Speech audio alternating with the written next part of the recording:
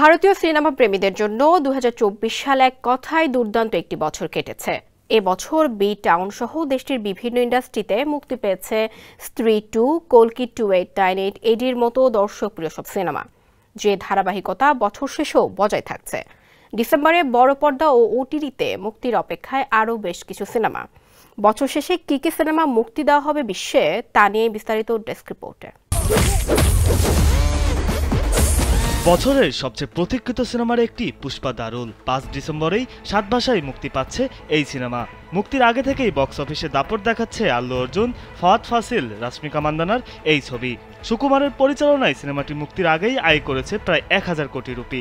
এরই মধ্যেই ট্রেলার দিয়ে দর্শক চমকে দিয়েছেন নির্মাতা। এখন অপেক্ষা মুক্তির।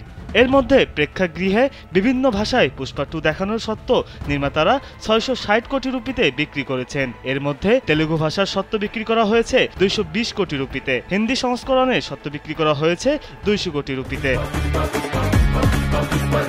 ওটিটি প্ল্যাটফর্ম আমাজন প্রাইমে ৬ ডিসেম্বর মুক্তি পাবে ওয়েব ফিল্ম অগ্নি। এর গল্প ভারতের একজন ফায়ার সার্ভিস অফিসারকে নিয়ে। কাজের জন্য তার এবং তার দলকে কি কি ধরনের প্রতিকূলতার সম্মুখীন হতে হয় তাই তুলে ধরা হয়েছে এই গল্পে। ওয়েব ফিল্মটি পরিচালনা করেছেন রাহুল ঢোলাকিয়া ও কুনাল মেহতা।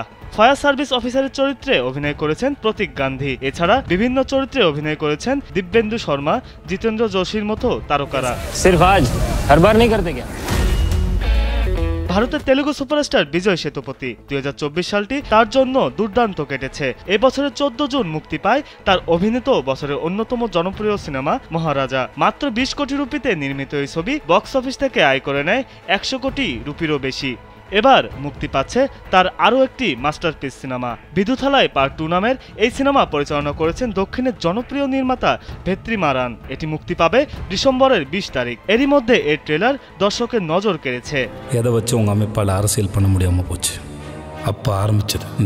চলতি বছরের শেষটা বলিউড অভিনেতা ধারুন ধাওয়ানের জন্য অন্যরকম হতে যাচ্ছে। এ বছরের বড়দিন মানে ২৫ ডিসেম্বর মুক্তি পেতে যাচ্ছে নির্মাতা কালিসের বেবিজন সিনেমা, যেটি দক্ষিণী পরিচালক অ্যাটলির থেরি ছবির হিন্দি রিমেক।